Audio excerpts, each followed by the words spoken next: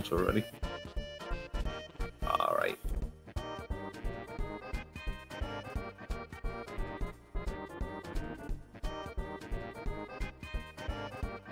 Alright, I'll get some water over back.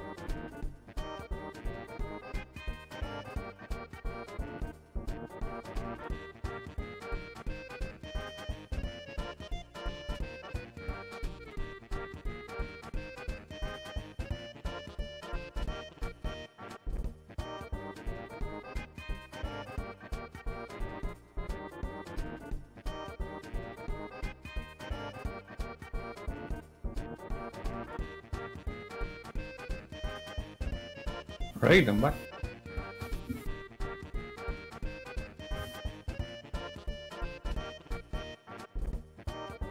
Did Kyle not find yet?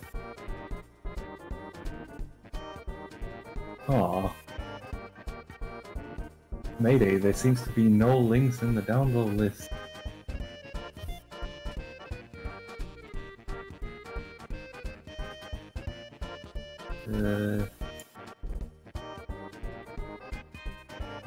Okay, I understand.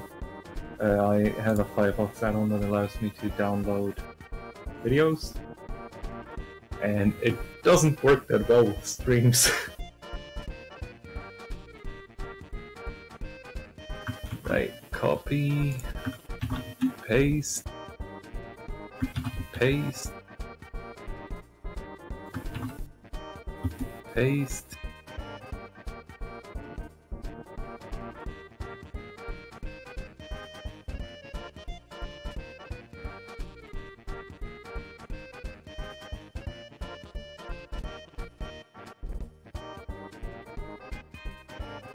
You don't have to worry about the chat, I'll read messages out to you if you want me to.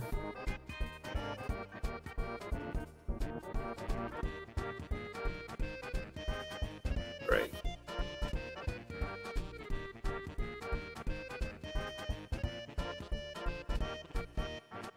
I can hear myself on the stream, but I can't hear you yet. Yeah.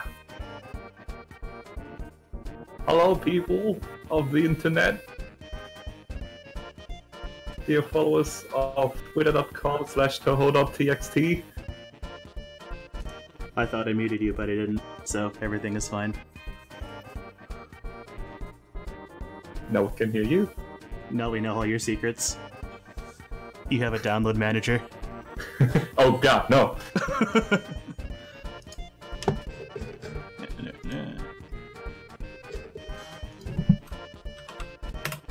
Please don't tell anyone.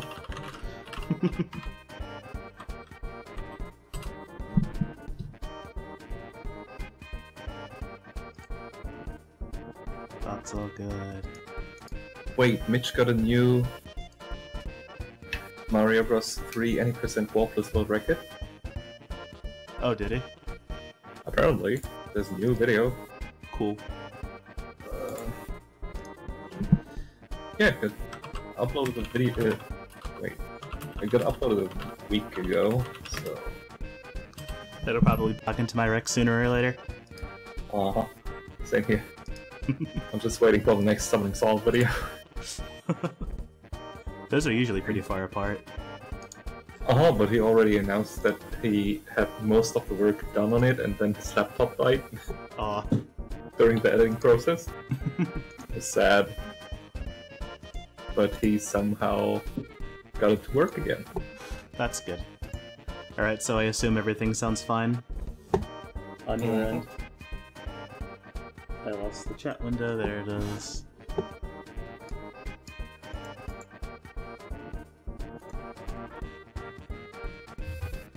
Can you hear the game through my audio at all? I can hear it. Not too loud, but I hear it a little bit. That's fine. Now I can't anymore. Fair. That was my only source of the audio from the game. What do I need to click? Oh yeah, this button. So we can see things. Hooray.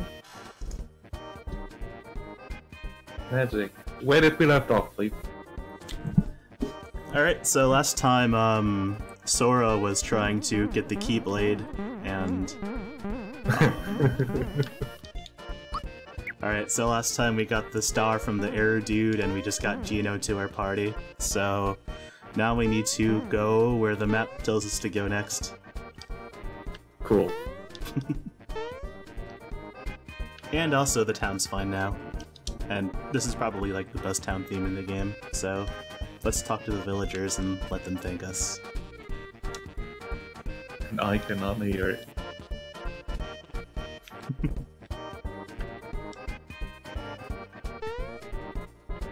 Let me. Okay.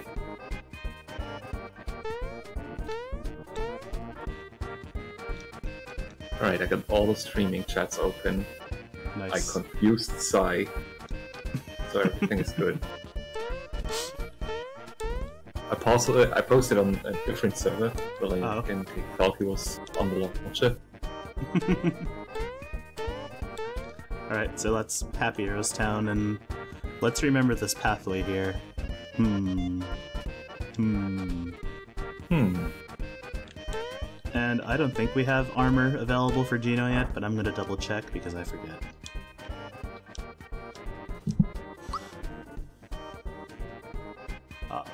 No, we do not. And we won't bother giving him any pins. Fuck you, Geno. Aww. Cool guy.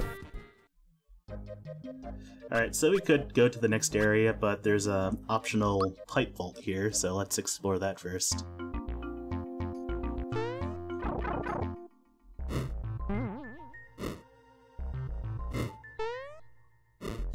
This is probably the platformiest section of the game. And there's really low-level enemies, so none of them are worth fighting. So, I called Mata earlier today, and I was discussing what kind of questions I could ask for this to make it less stale. So, the first question she was asking was, why did Nintendo decide to make a Mario RPG? And as far as I understand it, RPGs in the West got popular a little later than they did in Japan. So when the SNES came out, RPGs were on the rise, and to capitalize on that market, Nintendo took their flagship icon and made it an RPG. Basically, yeah. Nintendo was big on collabs at the time, and so was Square. There's a little bit of Mario RPG in Kingdom Hearts, really. Neat. And her other question would have been why the game didn't come out in Europe. And that's also easy, because Europe, during that time, parts of Europe were more obsessed with the Genesis. The Genesis was big in Great Britain. And yeah, in my childhood, I didn't even know that the Super Nintendo existed. That's a crazy thought. Like, I found out when I was 12, and that was in 2004. I guess I didn't know the Master System existed until way later, so... Yeah, I only knew the Master System and Genesis back then, and then came the PlayStation,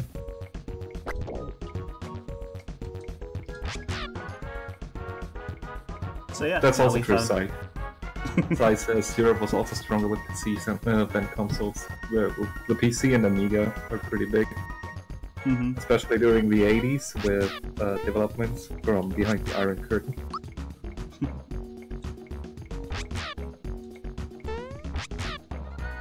And now we have Yoshi. We did it. We beat the game. Jump in a hole.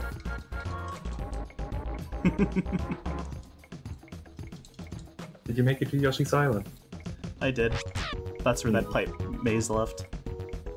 And by maze, Is I this an mean just go to optional the area? end of each room. Yeah, this is optional. You get some special items if you complete it, which is very fast.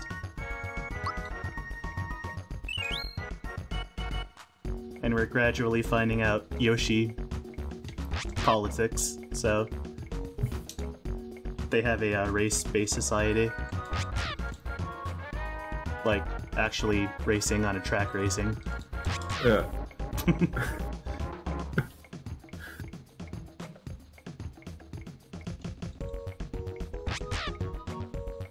So you're German, tell us about race-based societies. Anything that's not a Yoshi gets out. Okay.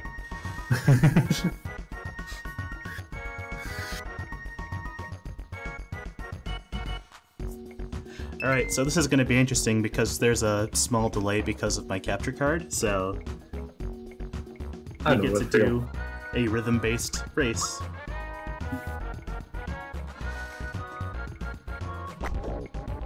You know, just do everything 6 frames earlier than you should. It's fine.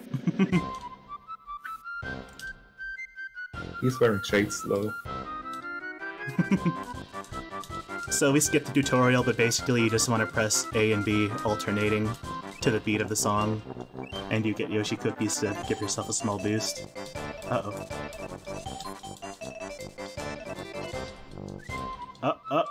Yeah! You Cheating into actually victory.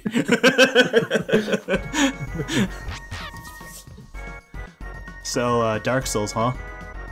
Yeah, exactly.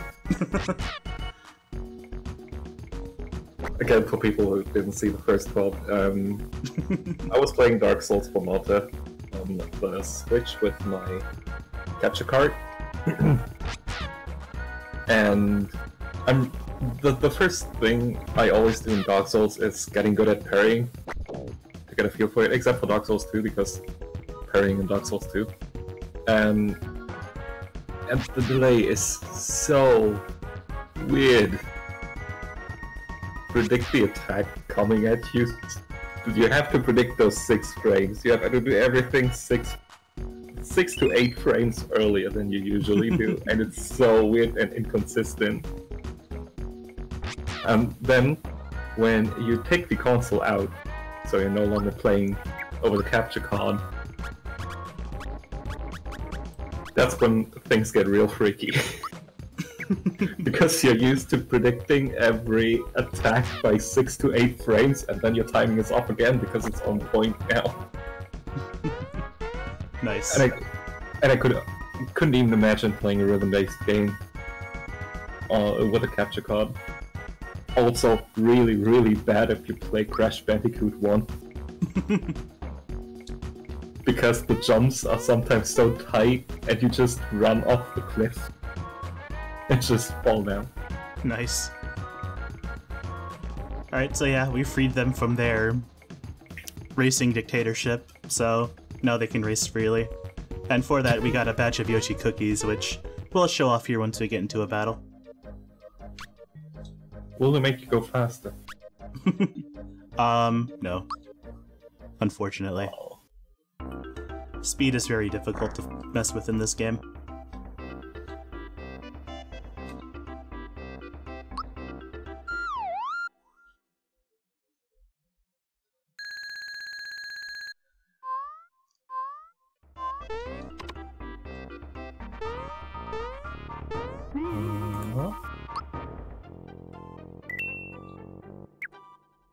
Alright, Bleep, how willing are you to go off topic?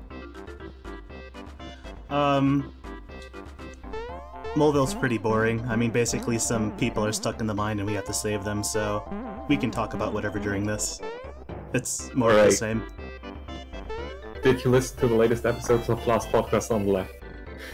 I'm way back in, what am I on? Oh, I'm on the German serial killer. Oh, still on that one. Okay. Yep. A part 2 of him, I think. I am, I think, 3 episodes behind, and the latest episode is on Mengele. That's why I'm catching up, because I think the topic on Mengele is super interesting, even though he was fucking Mengele. Yeah, I'm pretty excited to get there too. Mm-hmm. And the episodes before him were actually really freaking good, because it's another kind of current event that happened. Mm-hmm. It was taking place in 2008, I think. Let me check the guy's name again.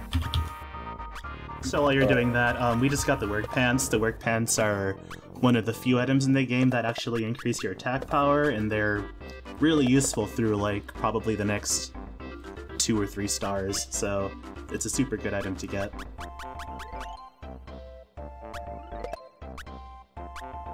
Okay, so Nazis. Basically, yeah. No, this one, that one was not about Nazis. Let me check again. Serial killers.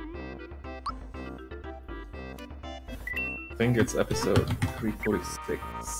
Is it 345? Oh no, 346 was about Hangman. That was really good. 346, that's the one. Oh, and that's the only one they have in the archive. No. I just want to know his name again. Wait. There we go. Mark Twitchell. Do you know that name? I do not. I thought you were talking about that one Norwegian guy for a minute, but then I remembered he's Norwegian. Mark Twitchell was Canadian? Uh-huh. He's a Canadian killer, and he was basically a mega nerd. He was super into Star Wars and cosplaying, and he wanted to make movies and stuff. But then he realized that he's a fucking psychopath, and he started to real-life cosplay the show Dexter. So he ended up catfishing men and tried to murder them, but since he was also kinda stupid, he got a stun baton. He got a stun baton, and he thought that would knock out people. But a stun baton, the thing about a stun baton is, let's get some science in here, it uses about 15,000 volts and just gives you an electric shock. But the volts aren't the thing that hurts you, it's the amps that do that. So it has very little amps, and the thing is, it's mostly about the shock factor behind it. And he wanted to knock somebody out he catfished, and it just didn't work. So he got absolutely pummeled afterwards, and he was also threatening him with a toy gun, and the guy figured out that it was a toy gun. So all went very well. But the second guy, he actually just knocked out with a pipe and killed him. He absolutely dismembered him. So yeah, that's a fun episode. Oh, they already did the episode? Yeah, that one was already on. Oh man, I gotta get up there. As I said, they're currently on Mengele.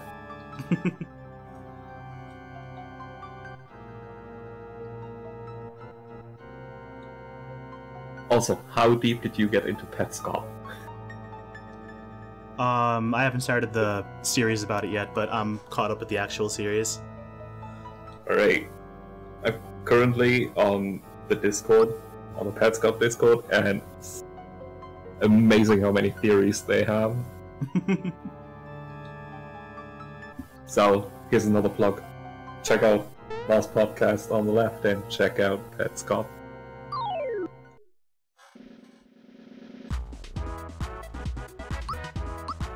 I wonder when there's going to be a Down the Rabbit Hole episode on that one.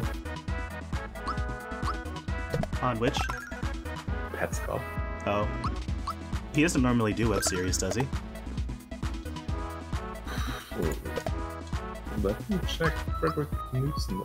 Frederick Knudsen, yeah. So yeah, these are the rock enemies. They're a pain because they have a ton of defense. Let's do it. It's just coins. Hooray.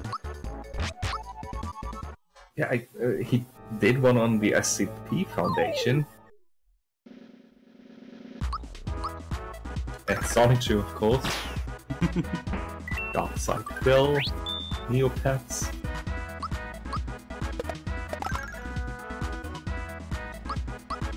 I like that Nightmine kind of disappeared after like the 11th time someone called him out for something stupid. Nightmine? Mm-hmm. What's up with him? He's a big web series dude.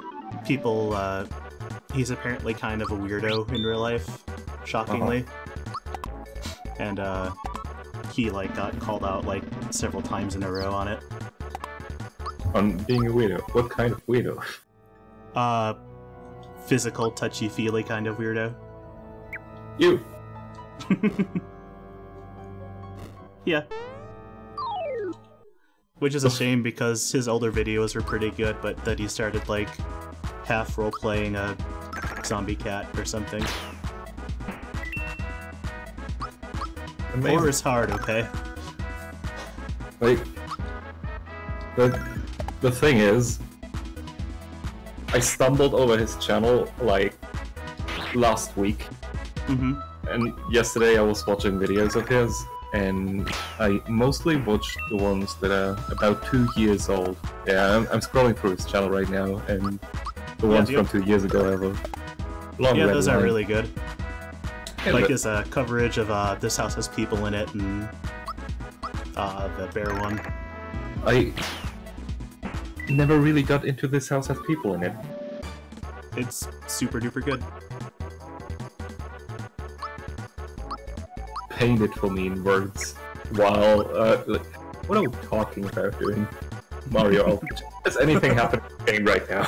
No, And it's just like I said, Alright. this area is kind of a sinkhole of stuff to do because it's just more enemies and of kind of a lackluster mini plot. So you don't mind if I kidnap the conversation into creepy areas? Yep, that's fine. We're in a spooky mind, so it fits. I'll just interrupt you when we're actually doing a couple things because it ends pretty cool at least. Alright. We're a bit off from that. I actually remember the mines. They're pretty fun. They've got a couple cool gimmicks to them. The thing about Mario RPG is I basically know nothing about the story or the actual gameplay. I only know speedrun. Because I watched Lack Attack do it a lot. Mm-hmm. And Lack Attack is kind of fun. I like him. It looks like an interesting speedrun, kind of like Earthbound, but I still wouldn't want to actually do it. So yeah, this is the gimmick for this area. We knocked ourselves out, and all of our stuff is gone, and we have to go chase down Krakow and fight him again. But that's pretty much it for this area, so go on. You also lost your equipment? Not equipment, just coins. He'll do equipment later, don't worry. Great! When you knock yourself out again. Alright, this house has people in it. So that was an Adult Swim like mini-series, because I guess for a while they were doing a thing where they would like just put weird-ass trippy stuff in the middle of the night, because it's kind of that time of night, so it worked. And it ended up being like this huge ARG. Like, you would look into the site and stuff they would reference, and it would have like a secret login page, and if you figured it out, you can go into like archives and all that good stuff, like any good web series. And it has a really interesting plot, done in kind of a jokey Adult Swim kind of a way, but it's still pretty unsettling and really well done overall. It's, I think, Alan Resnick was part of that one, and he's a really good writer, and he did the Alan tutorial series. Wait, Alan Tutorial, I remember hearing that. He did those videos that were like a really weird guy doing kind of tutorials, but in a really weird way. You have to see it to really get it. Yeah, I think I remember watching a synopsis on that. Don't really remember. That ended up being a really good web series. Not really an ARG, but just kind of meta. We got him. Okay, now we can fight Krako. So, if I'm interested in this house of people in it, will I still get the full experience, even if it's quite some time ago now? Oh yeah, you can. The websites are still up. The video is still on Adult Swim's YouTube channel and all that, so you can still experience it fresh if you wanted to, or you can watch one of the 10,000 analyses on it. But I would actually watch Nightmine's video if you just wanted to skip to what's going on and you didn't want to invest like 5 or 6 hours into it. Yeah, another good channel. If you're talking about Nightmare Masterclass, that's the dude who did the Patscop analysis videos. Mm-hmm. I really like his videos, but sometimes he's interpreting a little too deep. Like Patscop is suddenly about modern America. That's fine. I see where he's coming from, because when you're doing analysis on ARGs, there's most of the time a hidden meta message behind it. So you always have to view it from two perspectives, the actual direct analysis and the meta-analysis. I think that's hard to do. Like, I can discuss topics like that all the freaking time, but once it gets into the meta-narrative, it's getting hard for me. You really just have to, like, use what's there. Like, people kind of tend to extrapolate too much from that kind of a thing. Exactly. Like, they did that with, Petscop a lot, quite a lot at the beginning. And now our items are gone. No! So if we go to items, they're of course blank, and that means we have to rely on Mal's HP rain if we need to heal. So it's best not to use too many attack magics. Right. And that's this fight. It just keeps going until it's over. When Petscop started out, like the first theory they came up with was about the unbirthing, and of course Petscop has, no, not unbirthing, rebirthing. Petscop has a direct connection to it because it mentions the thing a whole lot.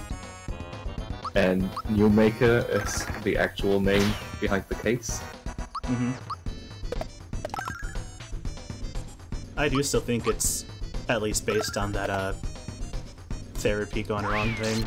Yeah, that is the rebirthing thing. Mm-hmm. The voodoo technique about it.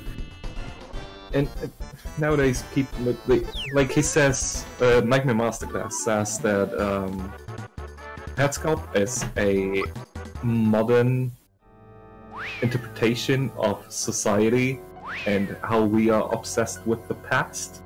Mm-hmm.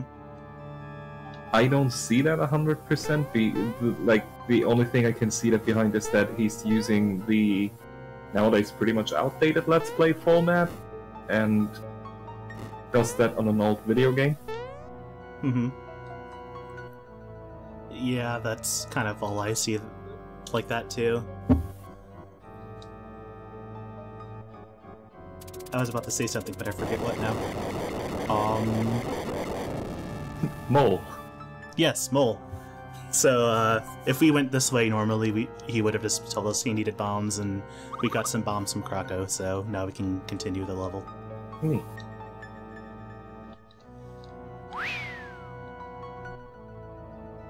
What was the first video game creepypasta that had you hooked?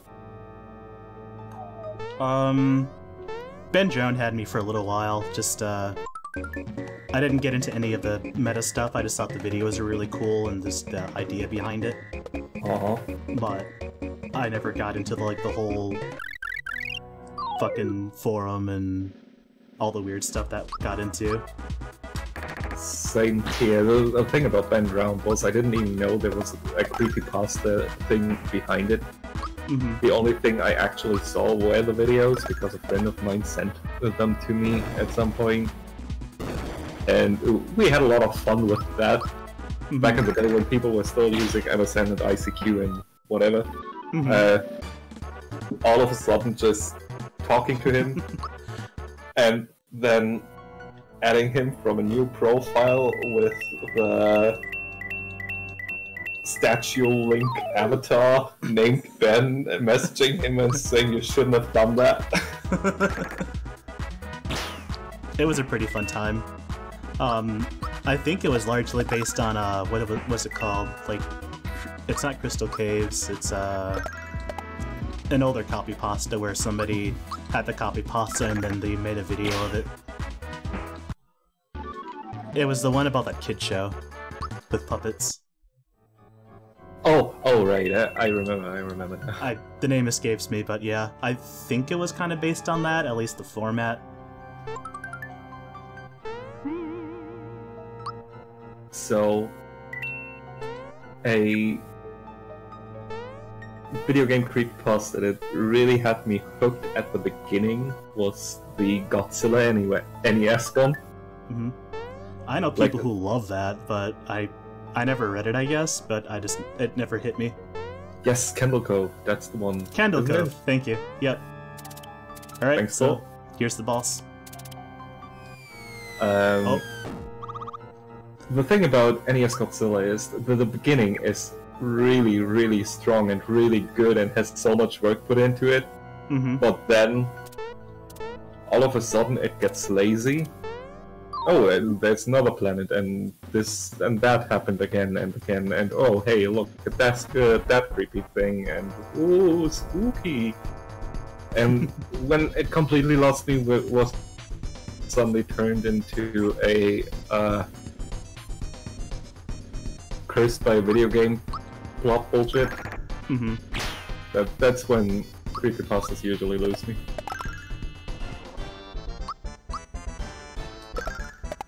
A lot of them tend to turn into this thing where it's just like, it turns into an excuse for the author to make a bunch of really graphic descriptions. Which is kind of when they start dying for me. Cartoon and video game creepypastas got pretty old pretty fast for me, so... Yeah. Like, I think it peaked at Ben Drown, and then I was kind of done. Now it's web series. Web series are good. Yeah. I think Petscop is... I don't know if is the video game creepypasta or is it more a web series? It's a web series on a video game, I guess. I would call it a web series. I mean, the game's not even real. It's kind of based on that format, but obviously does a whole lot more with it. And it's a lot more high effort, so... I don't know, I also kind of feel like Petscop kind of lost sight of what it was doing, or it never really knew in the first place, but I guess that's gonna depend on where it ends up going. Well, no, I actually am really unsure about anything Petscop. I just want more. I just really want more. It's a super good aesthetic, so at least we'll have that. It could be that there won't be more, that's the thing. But the Petscop Discord is currently all about... it's all there. There was like a year hiatus at one point, so I wouldn't be surprised if it just came back out of nowhere. I think it was less than a year though. Time to check the Petscop YouTube page. I think the longest was 6 months, something around that area. Have you tried Cat Ghost yet? Not yet. I'm still struggling if I should watch it and take part in the game, or if I should watch videos on it. I mean, Cat Ghost might be over by now, so... Alright, synopsis it is. I mean, all the stuff is still available, at least. Yeah, I saw that on the channel. So, Petscop started on March 12th, 2017. And the longest hiatus. Let me check.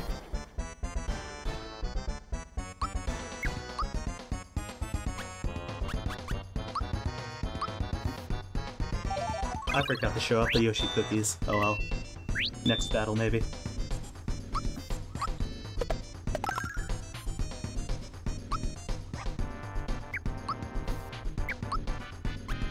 It's just so weird that Petscop started basically on a weekly basis. Or bi-weekly. And then it was gone for so long. I definitely respect how it started, just because, like, he goes through a pretty great length to make sure it starts like an actual thing that would happen on the internet. Mm-hmm. Alright, so the longest hiatus so far was 7 months. Mm-hmm. So and currently we are on a 2-month hiatus, but Petscop 16 didn't give that much away, and currently, did you watch the video 16?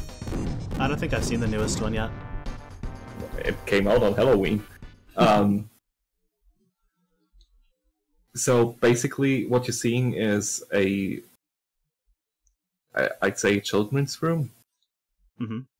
There's in bird's eye view, in PlayStation graphics, and it says it's a burn-in monitor.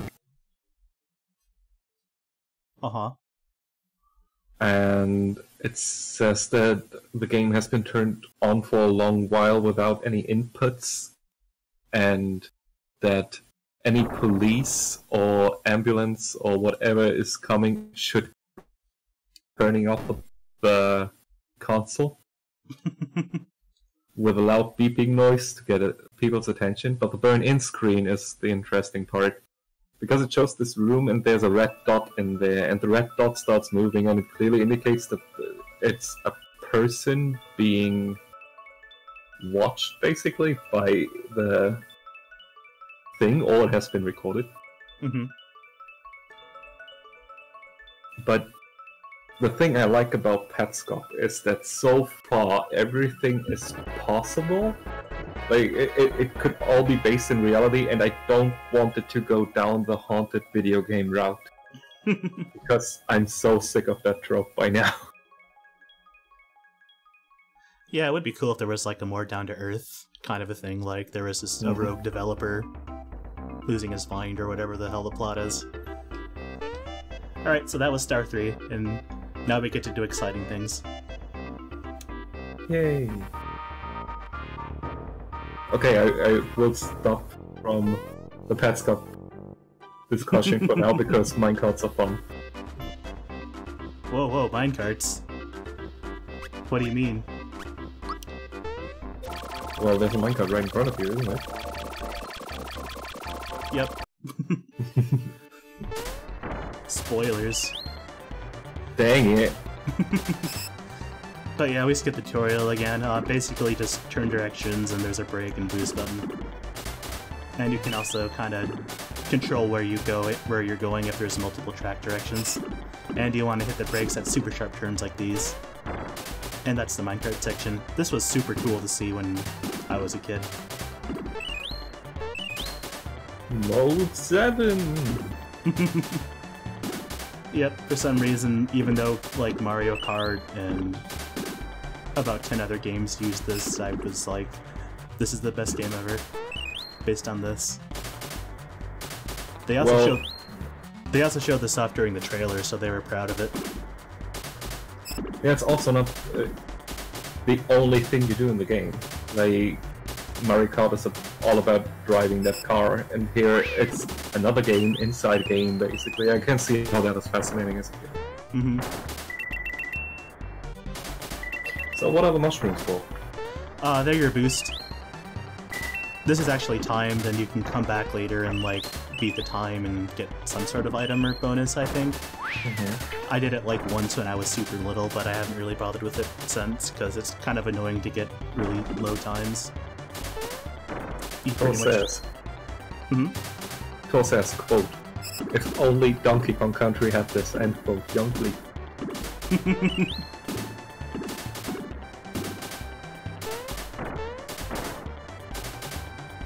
Yeah, I hate them. I love levels in Donkey Kong though. They're fun. Just What hard. fucking planet are you from?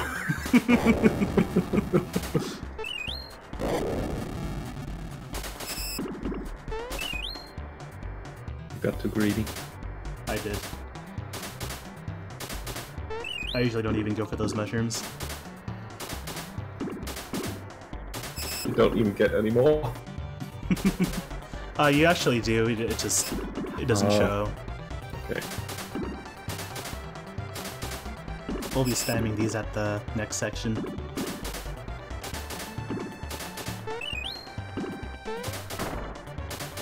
You don't actually have to beat this under a certain time, but it's still fun to try. I should get my shrine ready again. Super Mario RPG. There we go. I always have that thing open on the side.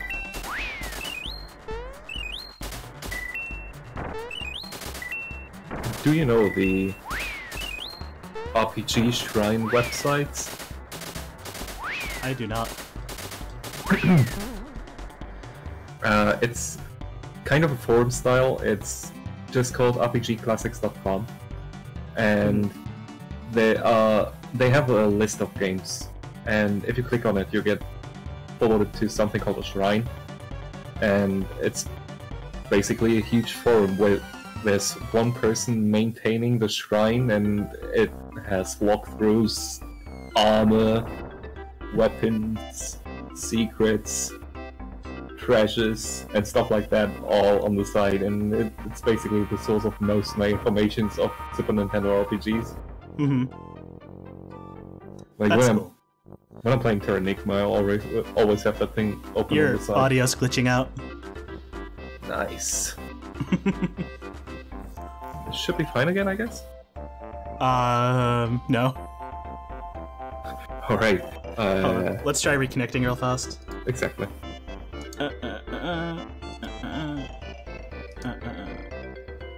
Hello? Hello. Did I Yeah. unglitch? Yep, Okay. you're good now.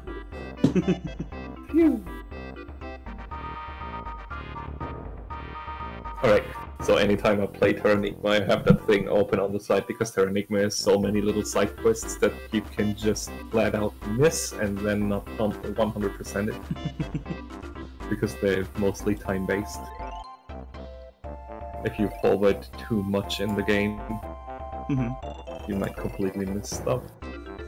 You still haven't played that game, right? Oh, which one? Terranigma. Oh, I played a little bit of it. I haven't gotten very far though. That was super common in RPGs or JRPGs in the 90s though. They loved the missables. Mm-hmm. Marta, you don't have to control yourself when there's only one turn, but if there's multiple directions or there's a really sharp turn, you do.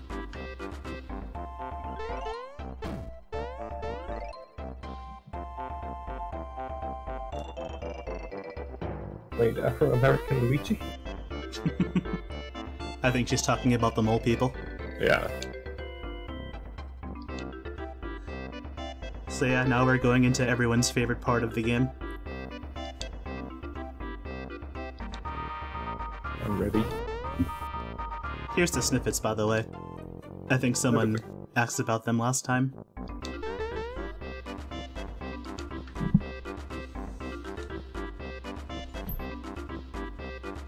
Oh, did you show off the Yoshi cookies?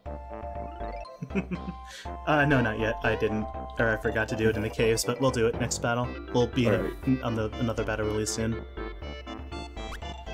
I completely forgot about it. Carried away from the conversation. And there's a reference to the shiny stone, which you'll be using much, much, much later. It's 500 coins though, so we'll have to make sure we have enough. Let's save. Yay. Do you know who Digibro is? No, tell me about him. Oh, imagine the Game Theorist, but for anime. Is he also the same amount of obnoxious? Maybe more. Oh god. But he kind of looks like a Sniffit, so we have an emoji for him in the launcher now. Wait, what? Oh yeah, there's a secret enemy here. It's a bush. Let's see if the Yoshi Cookie works on it. I actually don't know. He's not on the launcher, right?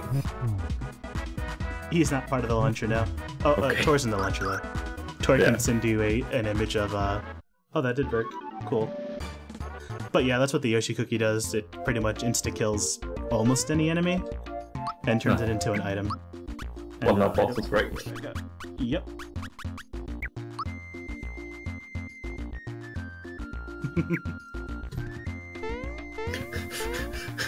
No sighing. No.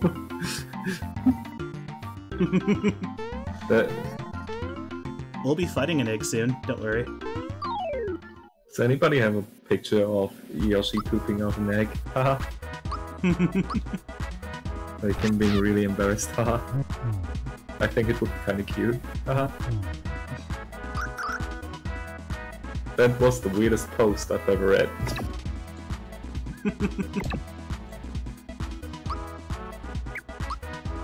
Might as well use our last Yoshi Cookie. They gave us good items.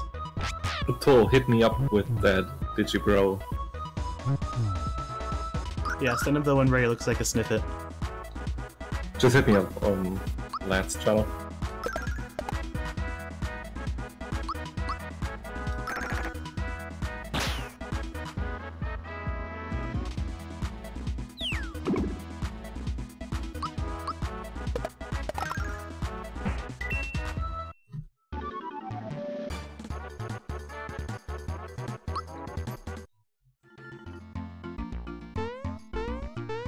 Alright, and this is a very small area, but we'll be coming back here a little bit later. It's pretty much these two areas.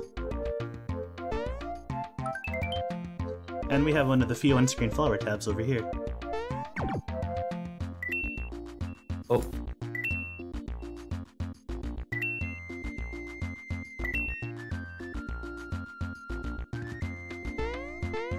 Right. What am I looking at?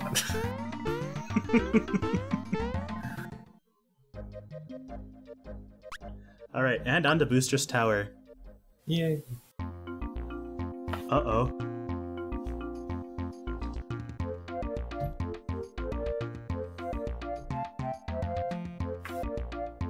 So, what was your first Mario game? Super Mario Bros. I was like 3. My first. Did you beat it? Probably not till I was like 6 or 7. 26.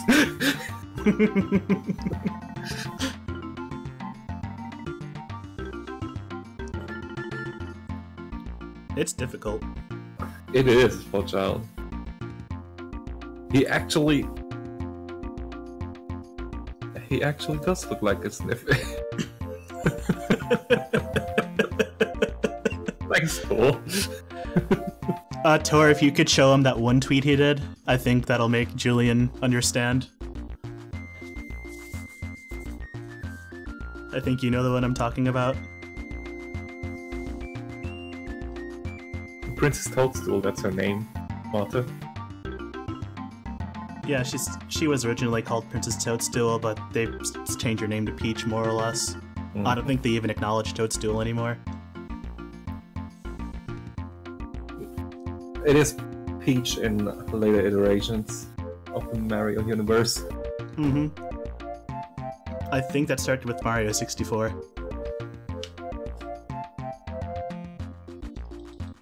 Wait, that's when she started calling herself Peach, but she also signed the letter with Princess Toadstool. Yeah, exactly, Princess Toadstool Peach. Mm-hmm. Yeah.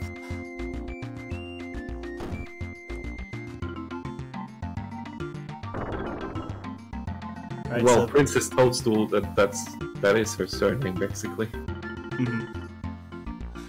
But yeah, Peach is here, and now we also have a potential new party member. The enemy of my enemy. Mm-hmm. If you haven't been following, Bowser's been really angry that there's a giant sword in his castle and it's been taken over. Uh-huh. The enemy of my enemy. So yeah, now that we have him, we don't need Gino ever again. Alright, I'm reading the tweet. Should I read it out loud? Because I already see... Okay, trigger warning going out. No, I will keep quiet about it, but... Jesus Christ. Just Google Digibro tweets. It'll be one of the first results, if not the first. Yeah, Cole already sent it to me, that's why I'm a little bit flabbergasted about it. And I need to see... Okay, you can. So we're gonna run back to Mulder really fast and buy another work pants for Bowser. But yeah, we'll never need... I meant Mallow, not Gino. We'll never need Mallow again because Bowser's super strong. Really high attack and really high defense. Oops, didn't need to go that far.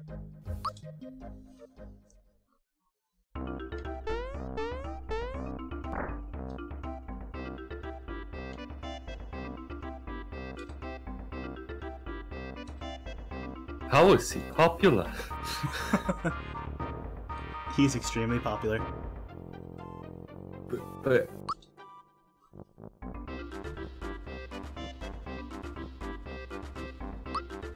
how?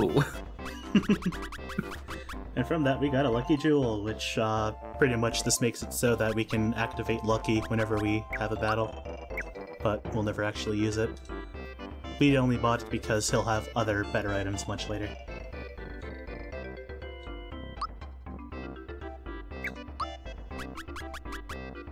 Another work pants.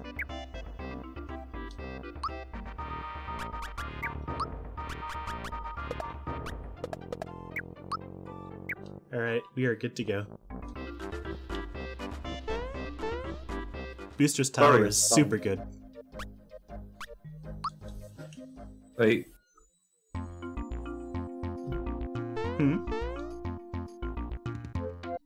Somebody posted to it, is this a joke? And...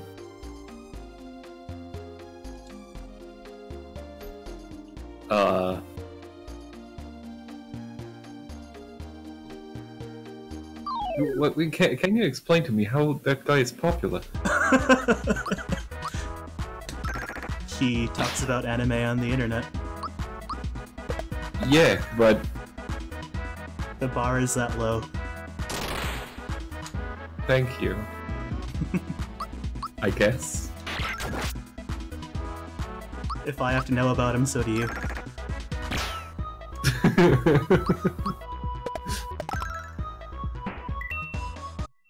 The only... Thor says the only man who dared to speak about anime.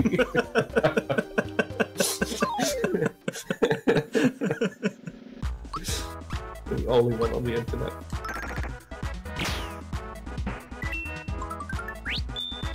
Jeez.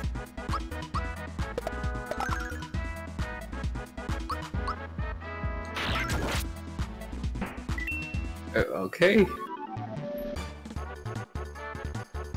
Hey guys, is there sound desync going on right now? Let me try this. I kind of hear it in my end, but I'm not sure if it's going over the stream that way.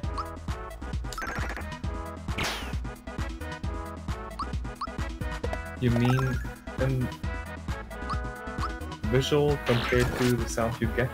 Mm-hmm. There's no desync, no? Okay, good. It's just me being weird. Do you take the sound directly from console or from the PC? I'm monitoring it from the PC, so that's probably why. Okay. I think it's just an OBS thing. It happens occasionally. Yeah. But I won't worry about it.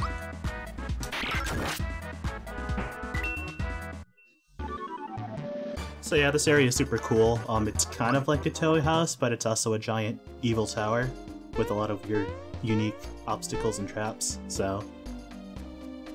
So, I'm missing this fun because you distracted me with that guy. Thanks again. Yep. I mean, we're basically surrounded by Digibros now, so you can't not bring them up.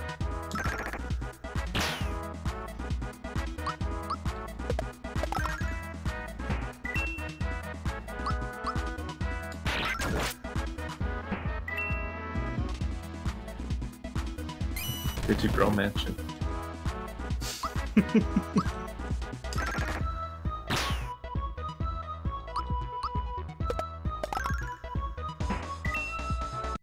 Alright, chat, give us a topic to talk about. Yeah, we're just killing Digibros and making our way up the tower.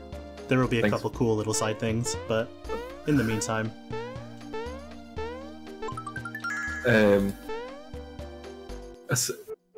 While we're on topic about the game theorists, how are they still popular? They can't stop getting in trouble lately. They're getting in trouble? I'm completely ignoring them on the internet. For me, they have no digital footprint. I don't see them, I ignore them 100% because... I try to, but they won't let me. I think that MatPat is so obnoxious. I can't stand that guy. He's also getting most of the physics he does. They make me angry, Sean. They make me really angry. Like the freaking video he did about the Assassin's Creed series when you jump. If Ezio should die if he just jumps off that thing and lands. Yes, of course he should. He's jumping into a freaking haystack.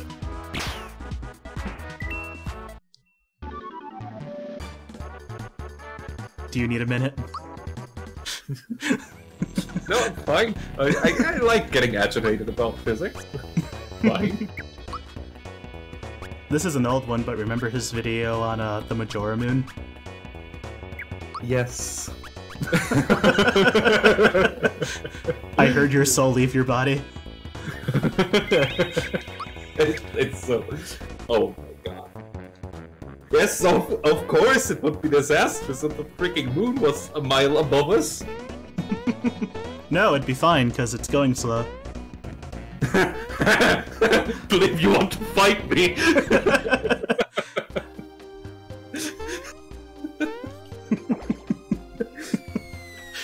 Oh, we got that first try.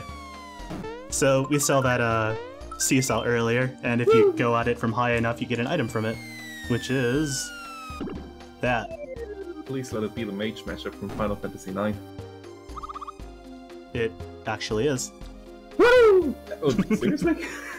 Yeah, it's called a masher, or monster masher. Nice. Where is the... Yep, masher. And look at the description. Yes, Toll, I remember that Mario's a communist. Oh my god. Jesus.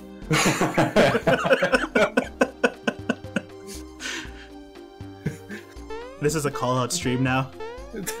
Yes. Like, there's very few people on YouTube left that I love.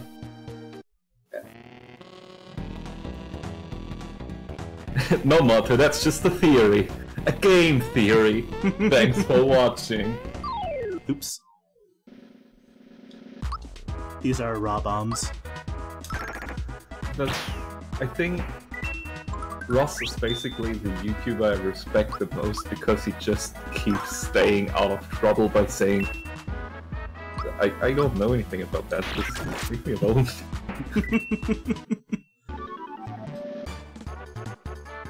Ross is pure, and LGR. Yes. And I really like out. basic game reviews. Oh. I also like Psychedelic Eyeball still.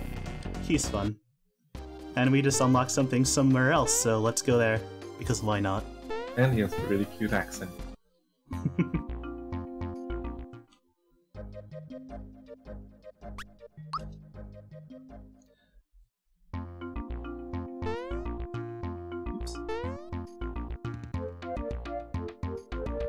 Okay, so channels I like are Ross. There's a channel called Ahoy. Ahoy is very good. Yeah, they're really solid videos. so solid that it takes him a solid year to make each one. So... Yeah, but the quality standard, man. Yep. That's kind of the thing about YouTube. You either do that, or you put out a lot of videos. But I mean, he's doing like full-on animations and like really intricate editing and research, so he puts out like 1 or 2 videos a year as of lately. I would highly recommend his, well, any video of his lately, really, but his recent ones have been above and beyond.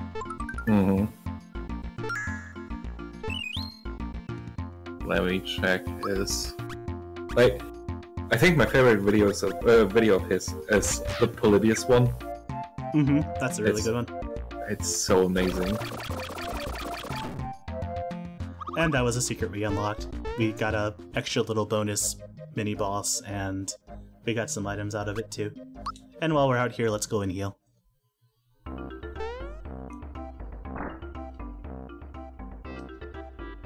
Oh! Apollo Legends suddenly popped up again. Like after basically stealing money from people, then disappearing for almost a year, coming back again. I liked him for calling out the Donkey Kong guy, whose name escaped me. Billy something. Billy Mitchell. Billy exactly. Mitchell. And that's pretty much it. Otherwise, he's 30. Yeah, pretty much. Now he's trying to come out and be one of the people that are screaming about Games Done Quick being run by evil SJWs or something like that, and trying to get popularity out of that. Well, some things about GDQ I disagree with. Like, not about the the thing I dislike about GDQ is that it feels like it's getting more and more commercial, but it's a sacrifice they have to make if they want to raise more money for the cause. Wait, hold that thought. Easter egg. Okay. Ta-da! That's so cute! Yeah, this is a fun little thing you can do. It serves no purpose whatsoever. The moment you go through here or you try to leave, it does this.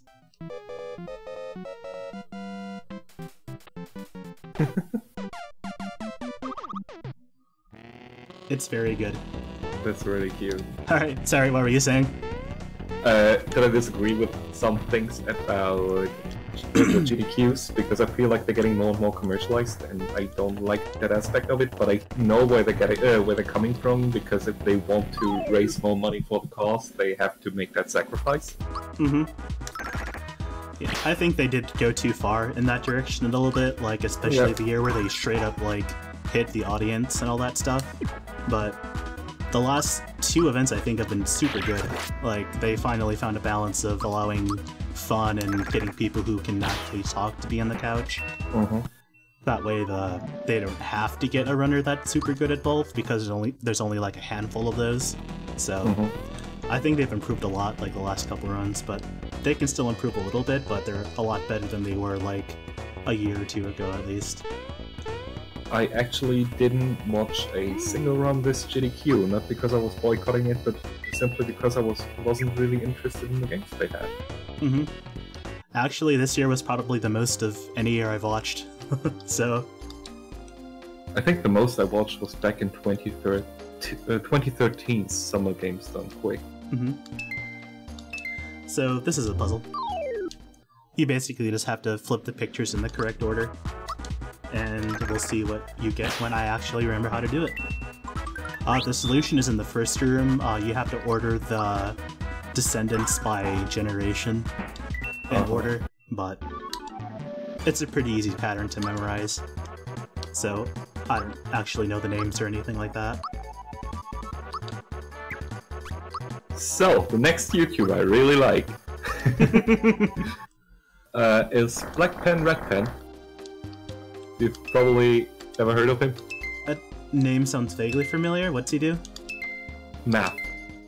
Okay. He does higher math videos, and I really like watching him to fall asleep. I like tiring my brain before I go to sleep. Okay, the next one I still really like is Captain Disillusion. Have you ever heard of him? I don't think so.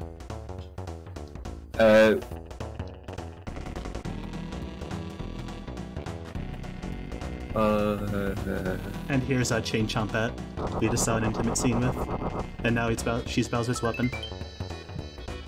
Okay, so Captain Disillusion, what he does is he takes videos that are going viral and basically just checks them if they are visually faked or not. Because he was part of the graphics design business for a long time. And that sounds interesting. Yeah, I might check that one out. And he basically makes a little show around it, and it's kind of fun to watch. For example, those videos where people throw cans into a basket from 50 meters away. Oh, real quick, this is a fun room. There's basically coins. Oops. There's basically coins and some treasures along the floor, and if you land in the wrong spaces, you have to fight these guys. And you have to also get the... Yep, pretty much. But you don't know where anything is other than the treasures. So if you just use those to be your guide, then you'll be fine. Alright, go on. I was just reading chat, and Mott is correct about Black Pen, Red Pen again, the maths dude. I'm imitating his accent while I'm studying because he's Asian and he has a very strong accent.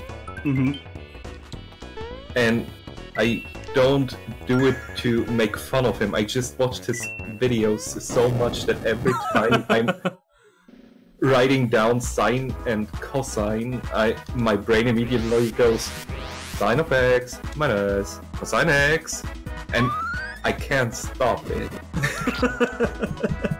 And as Mota says, for some reason it tells me to focus. I'm German, by the way. Oh, speaking of fake, I'm gonna brag a little bit. Did you ever see a video or see it in your Rex about a dude who scammed, or who, I guess he pranked a bunch of people who, had a bunch of packages, or who stole his package? No? I said that in like the worst way possible. A guy got his package stolen once, so he set up like a booby trap package for people to steal. And then filmed the reactions of it. Okay.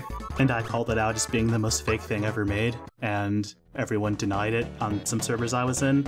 And then, of course, several days later, he came out with an apology, like, statement about it being completely faked. Nice.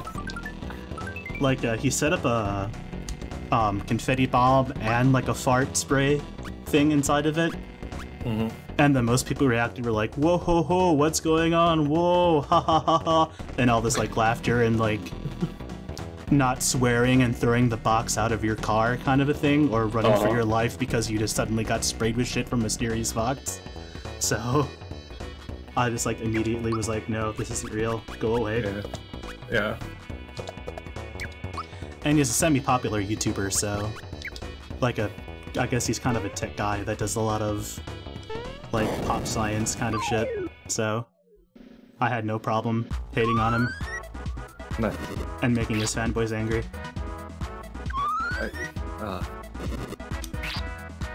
What? The term pop science. Please define it for me, because I feel like I'm about to get angry again. At me or at pop science people? Pop science people.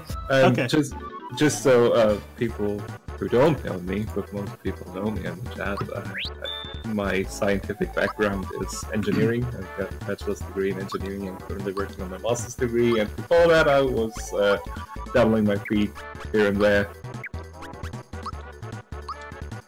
My favorite definition of pop science comes from a little quote from a channel called Art House Politics.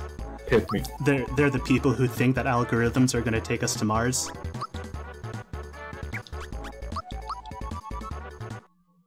I muted the microphone.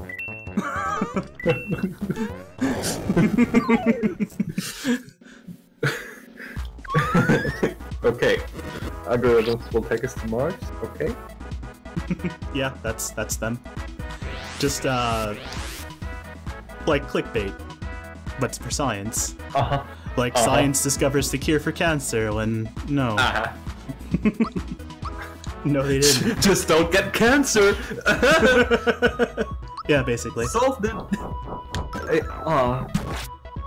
So the last couple weeks I realized that I have grown really tired of any form of clickbait, and for whatever reason, like. Oh, 1 second, you're breaking up again. Hold on. Okay. Let me reconnect.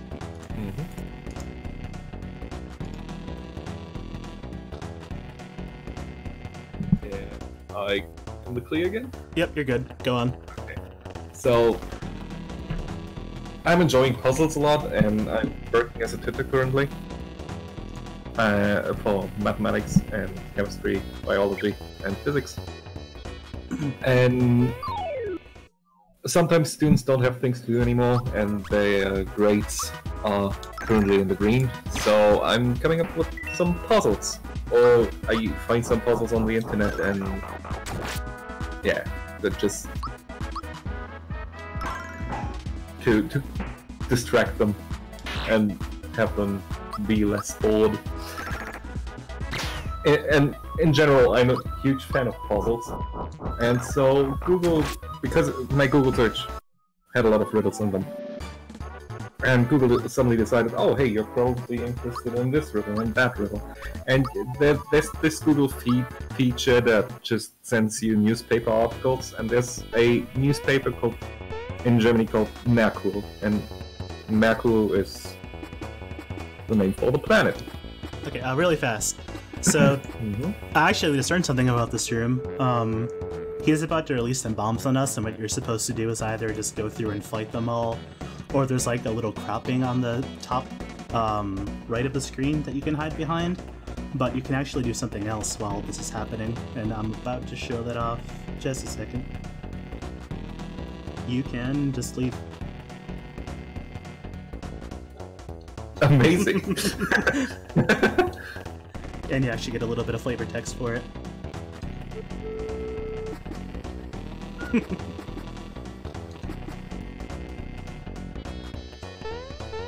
Okay, go on.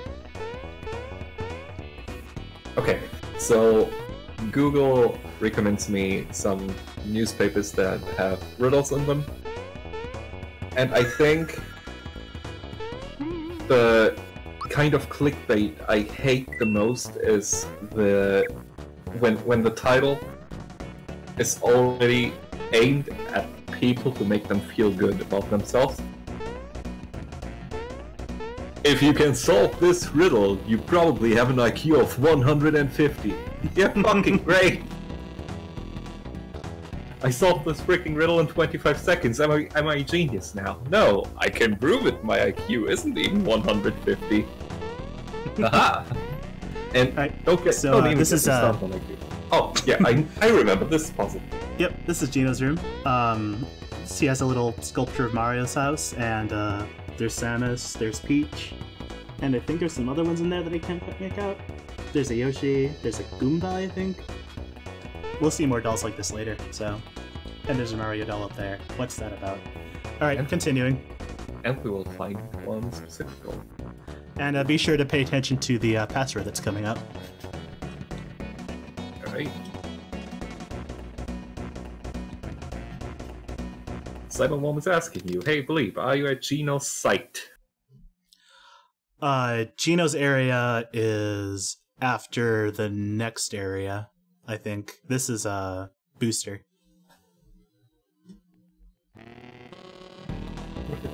Yeah, Joel, that's the kind of puzzle I love. I also really love the god damn it. The oh, your audio's gone for me, Bleep. Okay, now you're back. Yep. There's another guy. What is his name? I subscribe to him, even though his titles are a little clickbaity. And by little I mean a ton. but he does math videos, and I think that people should pay more attention to math YouTubers. He's called Mind Your Decision. Have you heard of him before? I have not. Because he's currently getting really big. I think he just hit 1 million subscribers. Yes, he did.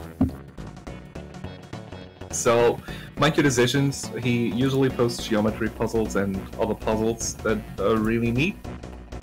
But he also posts the viral Facebook puzzles.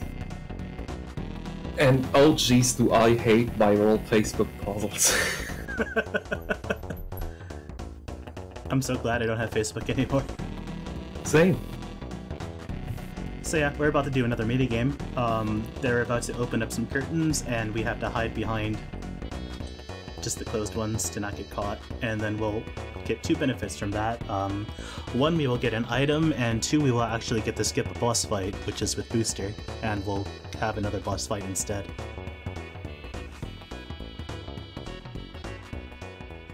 Alright, so math. What? Yeah.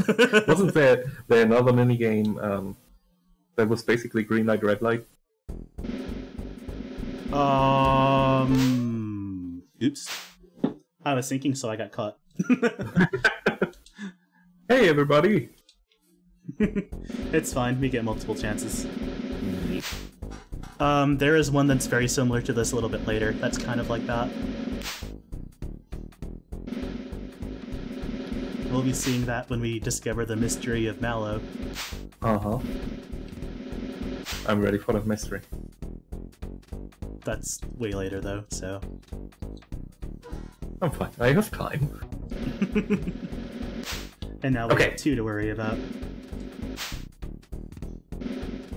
And eventually you have 3 as well, right? Mm-hmm. They also like to try to fake you out, but it's pretty easy if you're paying attention and not thinking about minigames. You're also super fast compared to them. Yep.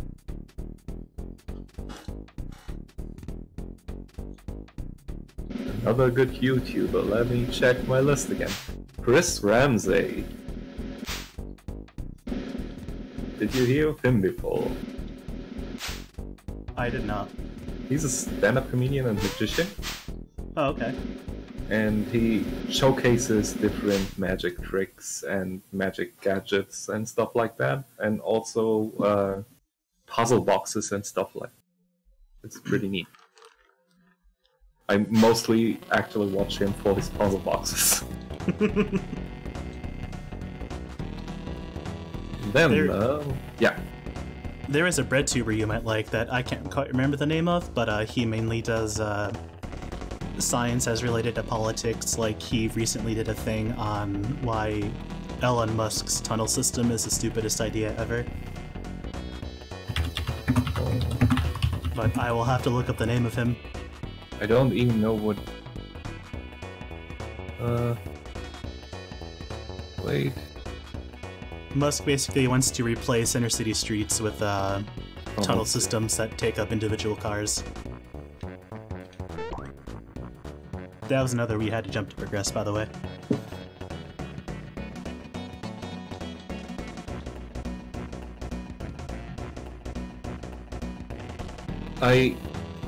The thing about Elon Musk is... Oh, Millie posted it. Oh. Wait. So yeah, check out that channel. Do not eat 01. Right now, check him out. Let's just give every YouTuber a shout out to the 5 people that are watching. The thing about Elon Musk is, I think he is a funny guy, and I see his passion, but his ideas are somewhat just stupid.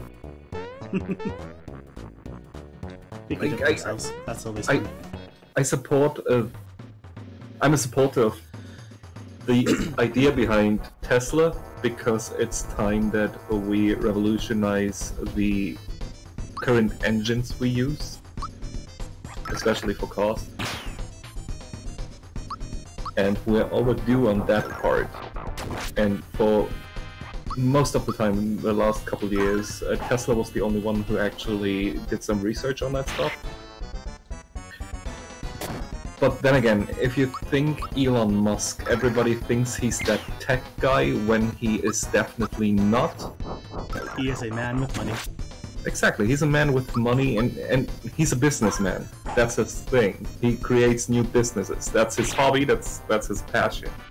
He doesn't actually know about the science behind things. He has a team that gives him ideas and he either funds the ideas or he doesn't. He's not the ideas guy behind most of the things that are happening around him. Just because he's the one that pays for them, it's attributed to him, and that's actually it. Like, he didn't come up with, oh hey, let's dig all those tunnels and make this thing. No, it was somebody else, he just backed the project. Because capitalism, oh! This is a very basic boss fight, by the way. It's just, one had a really good attack and one has magic, and we just beat the attack one, so just a matter of time. Do you just focus one down, or do you attack one with magic and the other one with physical attack? The former, you just whittle them down. Neither of them have any particularly high stats and anything other than magic or attack. What is the most annoying status effect in the game? Any transformation and also fear. Everything else is pretty manageable.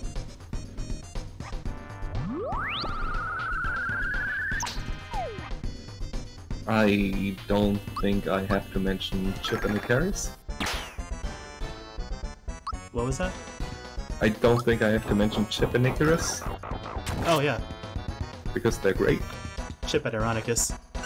Oh, that's gonna be great, right. I just have them as Chip, Cheese, and LP. And Chip, Cheese, and SA. Okay. I kind of enjoy Cinema Sins. Some videos are fun, some like I like their earlier videos, but I think they were a bit better, but this is once you've seen one, you've seen every single one. Pretty much. But that one time is really fun. It's fun until you think about it, and it's all this like petty nonsense that he's wrong about half the time anyway. That's true.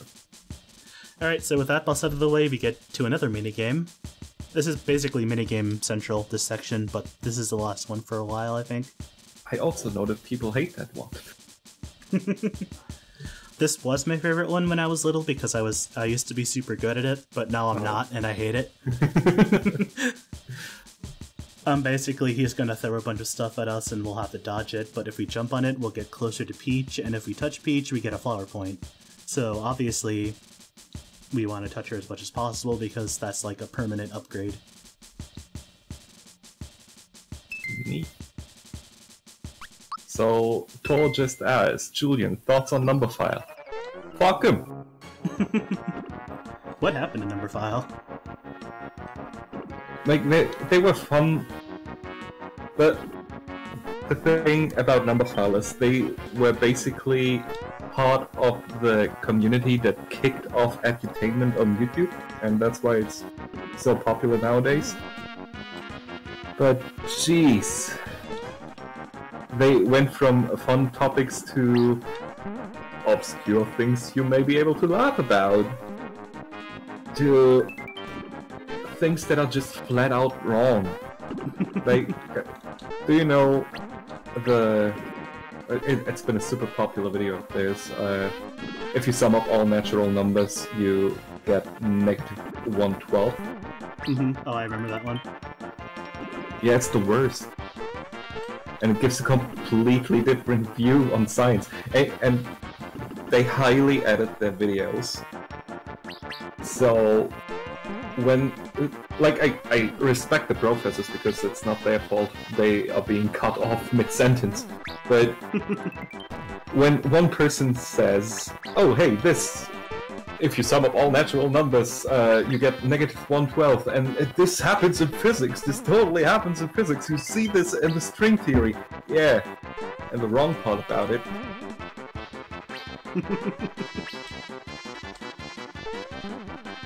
The glass bottles guy. I really like. What's his name? His YouTube channel is Singing Bananas. He's the one. He's the ginger from Numberphile. But what is his name again? Because he's really fun. And that's the minigame. We got 6, which is pretty good. James Grime, that's his name. So James Grime, another great mathematician that you should follow if you're interested in math and riddles. Of course, another channel I will always follow and watch videos when I'm laying in bed next to Marta and can't sleep is Kizuna AI. Oh yeah. This is freaking adorable.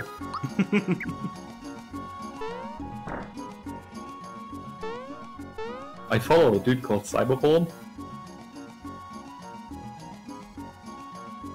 Also, I don't know if I should still follow Darbian because he got weird and in kinds of trouble because of his chat that he does not regulate. Darbian. What's been going on with Darbian? I don't actually follow his channel. I just kind of see the occasional upload. The thing about Darbian is he doesn't engage much with his chat, but the chat started to be pretty sexist, and he doesn't regulate it at all. Why does that always happen? Because it's freaking Twitch, man. Because Twitch is the worst. Alright, so because we got some secret items for people, we don't really need anything from here other than... Ooh, we'll talk about this in a second. We don't really need anything other than that hand shot for Gino. This is the B-Tub ring. We'll be talking about this much later, near the end, when I explain how this works and what it does. It's involved with a secret item that you can get, which is most of the reason why I have the other save file. Let's sell stuff.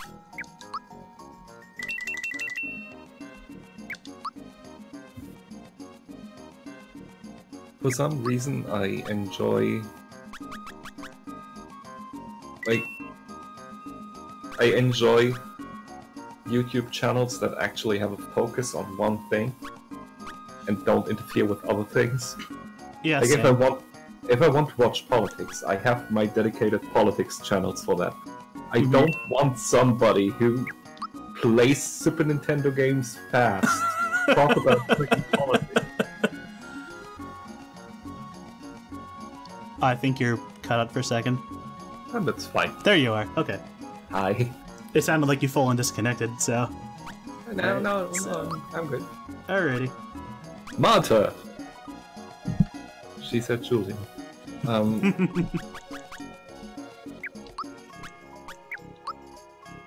Internet comment etiquette is cute. No pick-me-ups, though. I think I'm kind of short on those. Oh well.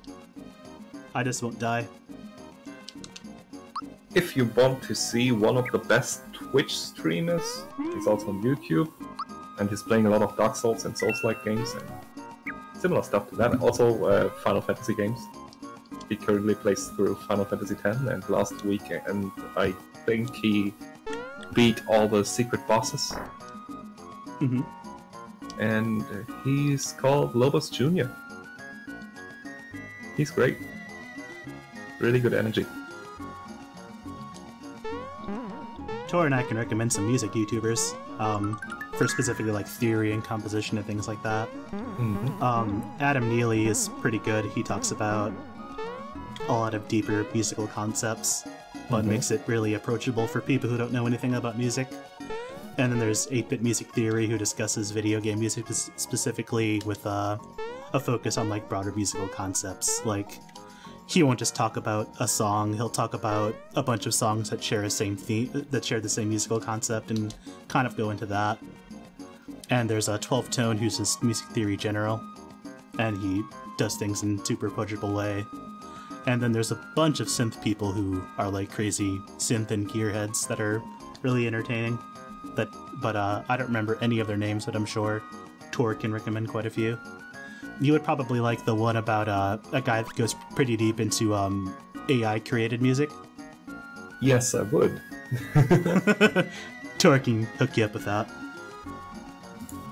So we're gonna do just a kind of a side thing now.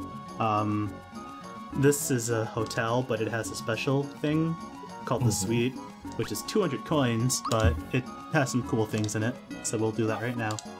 Hook me up, Tor.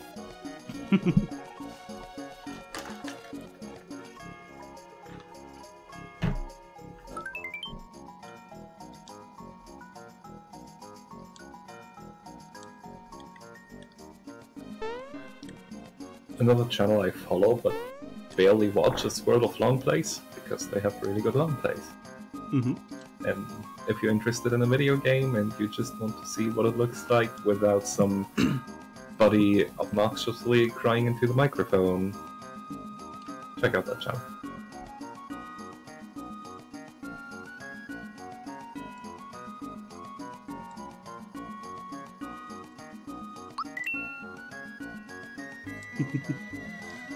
So yeah, we get a escort to our room. We have to tip our bellhop. There's a couple of bonus things in here. There's the robe that we're too fat for. We can summon the dude back to buy some unique items.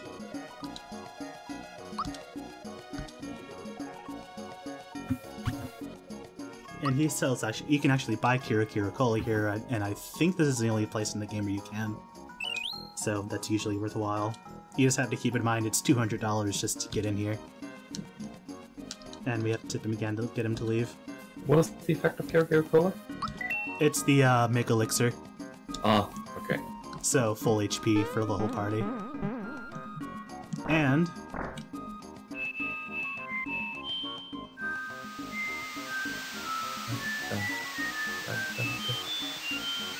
Mario can take a shower.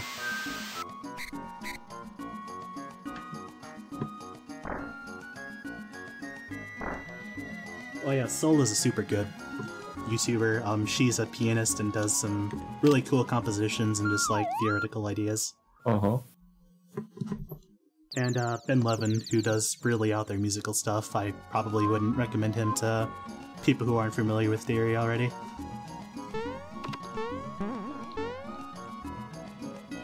And that's the suite. And I think we're down quite a bit of money now, but that's okay. Money's not that big of an issue. As it usually is in Mario games.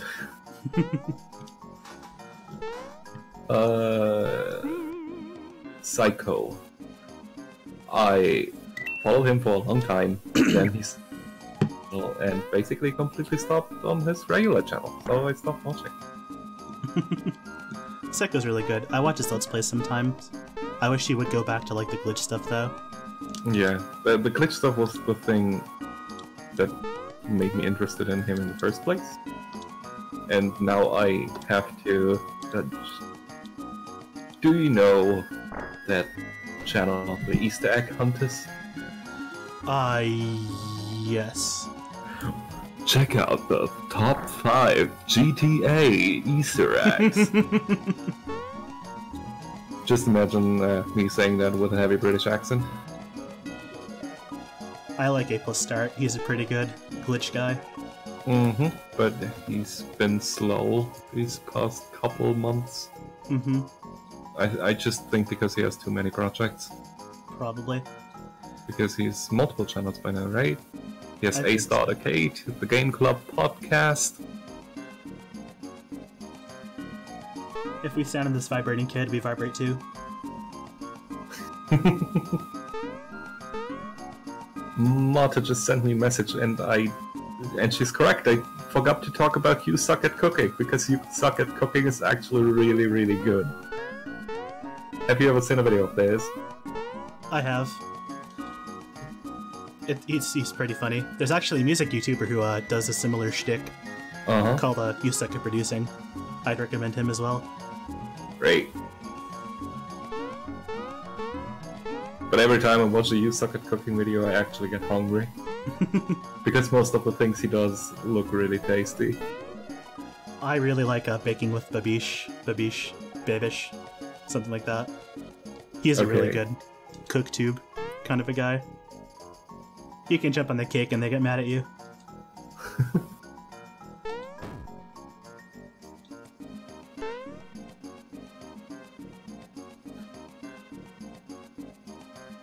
Speedrunner, you all should follow Beautyism. I should type the name in the chat. She's playing mostly Spyro and Crash games and Ape Escape. I think she has world records in pretty much every Ape Escape video game. And she's super friendly and has a friendly Discord channel.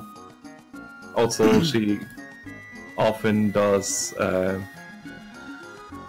community events and little specials, like movie nights and let me check. The next thing she does is a Spyro the Dragon PS1 100% community race. Something Awful used to host a lot of races back in the day, but they kind of stopped when YouTube became, or when Google Video died. So this is a thing we actually have to do.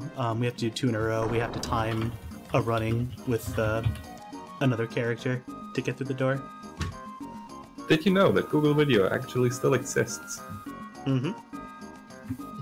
Just nobody uses it.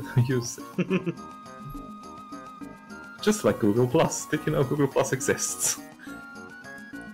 Didn't they turn off the functionality recently?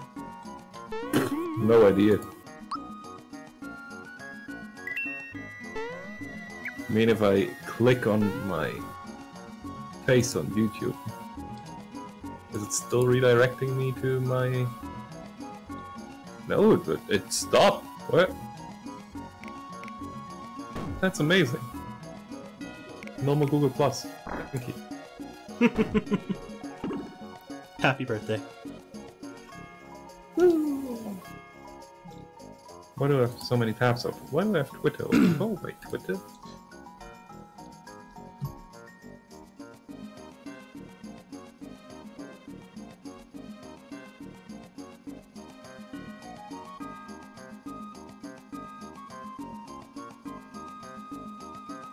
I'm sure most people in the chat watch the BreadTube folks, but I'll go through my list that I can remember off the top of my head in case there's one that people don't know.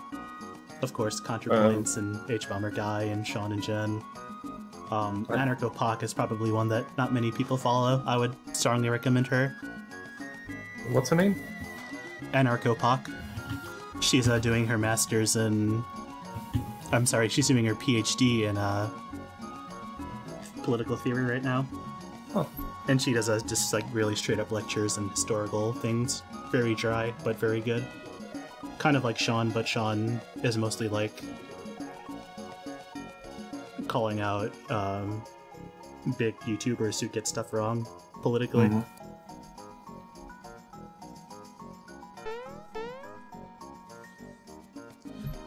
Is there anyone I'm forgetting that's super big? Oh yeah, Jack. I forget the full name, but he has a really good channel. He did a really good, I'm sorry? Yes. No, continue. Okay. He had a really fun hypothetical story on,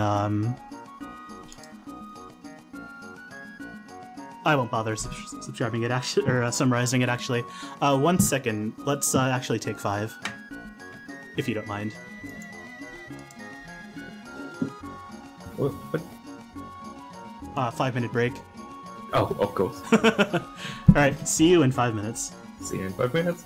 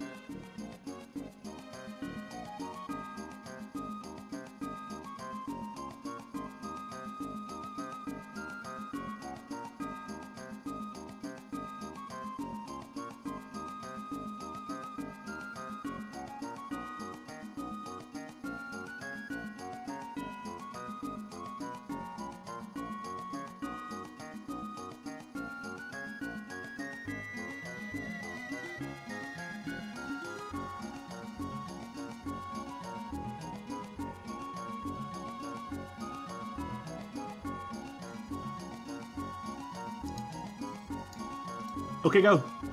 Okay, another cool channel that I stumbled across this week. It's called Oversimplified, and people probably already know them, and they currently have a series going on the Cold War, and the Cold War is pretty interesting. Like, it gives me an insight on how people that do not live in Germany viewed the entire event, because Berlin was basically the hot pot of the entire debacle. Mm-hmm. And I was kind of confused why he didn't even once use the term raisin bomber or candy bomber. Do you know the term? I don't. That was the official name. The official name given to the planes that brought food supplies into Berlin. Uh-huh. When Stalin basically closed the walls. Oh, hey, build a wall. Never heard that one before, right? Classic Stalin. I thought we were talking Trump.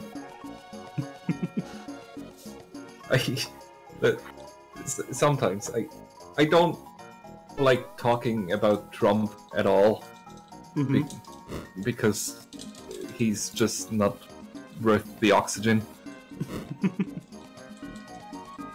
The thing about Trump is, I am not sure if he's demented, senile, a liar, or just stupid. We're gonna make the Mexicans pay for it. He said that during his campaign how many times, and now he says, I never said that. I did. Oh, never mind. I thought we had a dude face into another dude for a second. But yeah, this is a minigame, but it's not really worth talking about. It's pretty obvious what's going on. That random YouTuber Malik. I'm sorry, I'm really bad at pronouncing names like that. He retracted his message after he gave another good YouTuber thing. Uh-oh. Maybe it contained a link. Retracted means he deleted it. Oh. And I didn't see a link. I read parts of the message, but then it went away. Anyway, what was I saying before? Jack Saint, Tor, corrected me on that. Yeah. He has a really good, interesting video on like a hypothetical situation where a city decides to basically turn their internet services into a utility. So they get into like a really shitty contract with a big cable company. Right. And and on a specific block, one of the like modems messes up and like emits a really high-pitched screech. And every time they try to go fix it, the company either refuses to acknowledge it's a problem, or when it's finally petitioned through the state, like months later, they have to like the company basically holds some ransom to actually go out and fix it, and it ends up literally driving people crazy, and it starts like a shooting, and it goes into the science of how sound wave exposure affects people and all this really cool stuff. And it's this really cool, like, hypothetical thing, and just kind of like a a thought experiment, basically. And the cool thing about him is he also, a few videos later, kind of addresses the whole fake news and hypothetical situations and, like, honesty in media in general kind of a thing, and like, pretty much calls himself out on if it was ethical or not to even make such a realistic kind of a video. So, he's a really good YouTuber. I'd recommend him. Oh yeah, Zero Books is pretty good.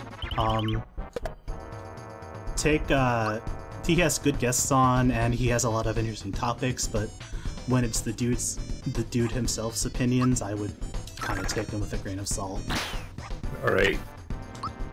Yeah, Toll sent me a video called Massacre on Martin and Third, and Your Liberal Horror Story. That is the one I was talking about. Alright, I should check it out then. Speaking about how sound waves affect human psyche, do you know about the hum? I do. Yeah, I suffer from that shit. That's why I always have to fall asleep. I always have to have a background noise. Mm-hmm. Otherwise, it drives me nuts, and I cannot sleep, and it makes me go. It's driving me insane. Anytime I'm in bed and it's completely quiet, and you just hear this background noise, I also hear freaking electric sockets that make me go nuts. Mm-hmm. It's the worst. So yeah, I can. It is technically tinnitus, but so many people hear the same thing because it basically sounds like a diesel engine that's far away. Mm-hmm. And usually a tinnitus is a higher frequency noise that you hear, and the hum is one of the few low frequency noises you can hear. I remember watching a documentary on the hum in like the 90s, but it was like super sensationalized. Yeah. It's interesting though. Fun fact, some musicians with tinnitus actually use the pitch to tune their instruments.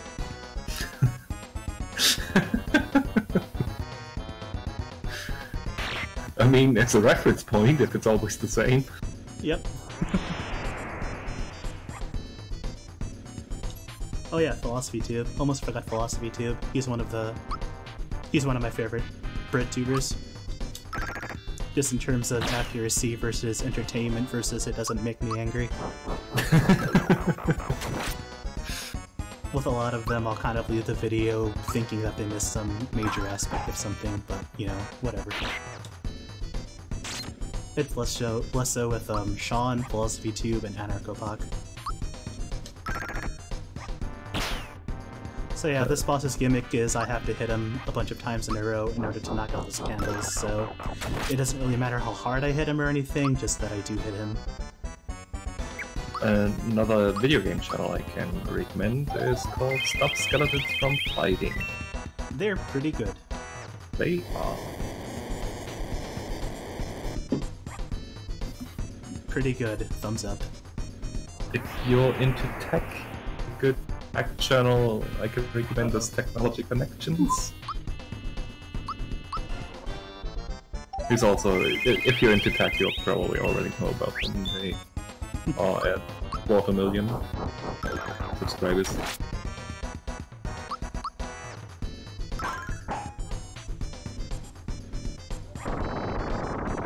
Can you recommend any more spooky YouTubers?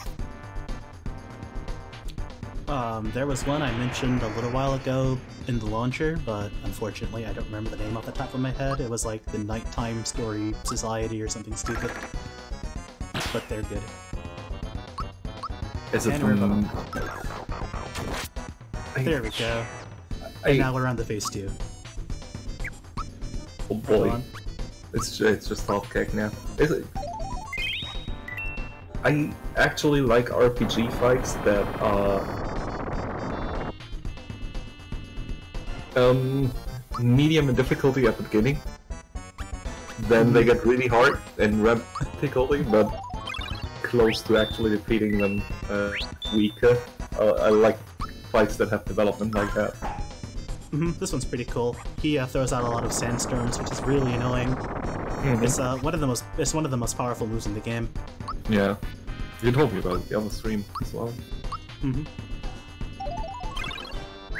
Yes, Summoning Salt, we already mentioned him at the very beginning of the stream, I think. He also has a new video in the pipeline, but his laptop broke, and then started working again for whatever reason. Mid-editing, and I think we can assume it's coming out in the next couple of weeks. Cool. Do you know what it's going to be on, or did you already say? Nope, he's not giving any clues about it. I wish that more YouTubers would do it like Ross and would tease the next video topic. Those are like fun. He does at the end of every game dungeon, where you can go to the comment sections and people are actually discussing what the next video could be. It's pretty neat. I like the one where he says that a guy actually gets it. But Yeah. then the next guy's like, there's no way it's that game. It can't be that game. Russ only reviews PC games. That was the arcade one, right? Yeah, exactly. Good stuff. Alright, so now we're done with the legacy of Booster. Oh, he uploaded a blooper video from his Freeman's Mind 2 series. I haven't seen that one yet. I also need to... The thing about Freeman's Mind 2 is the uploads are currently so inconsistent that I always have to rewatch the entire series that I know where he left off. Yeah, same. I am overdue on my rewatching the entire Freeman's Mind series for the year. Martin, I just recently did that. It's so good. Like, the thing about Freeman's Mind is Marta didn't even know about it because Marta was living under a virtual rock. So every time I find something neat on the internet and I show it to Marta, it's always news to her, and that's kind of cute. So I was showing her Freeman's Mind, and at the beginning she was like, "Oh, I really don't like shooters at all," but she so got into it because she realized it's not about the shooting. Exactly. It's about Ross being an absolute genius. No, we have not mentioned Dan Bell. Cool. What is he about? Bell's amazing. He used to do like urban exploring kind of videos, but now he does like really detailed documentaries. He has a couple series going on right now. One of them is a Dead Mall series where he kind of documents like the fall of malls in America. And another one he has, which is his current one, is called Dirty Rooms, where he goes to like really sleazy motels and does like a full inspection of the beds and all the like ceiling insulation and all that sort of thing. And it's really gross. And he occasionally does like a really outsider documentary, like he'll go to like really shady areas that are filled with crime and show things that he finds, or he'll cover serial killers and things like that. He's very good. So he's dabbling into true crime? He's dabbling into true crime stories? A little bit. He doesn't do that. I wouldn't call him a true crime YouTuber or anything. Alright, and with that, I'm gonna eat tacos. So that will be it for today's stream. / YouTube recommend-thon. Thank you for having me, and thanks for watching, guys. And thanks for being on. I hope you don't mind me kidnapping the entire conversation and making the entire commentary about anything but Super Mario RPG. It's fine. We're in the bulk of the game now, so I'm just kind of pointing out the big points, but other than that, we can talk about whatever. It's fine. We can do the same next time. I'm down. So, have some topics. Alright, I'll get them ready. Later, everyone. Later.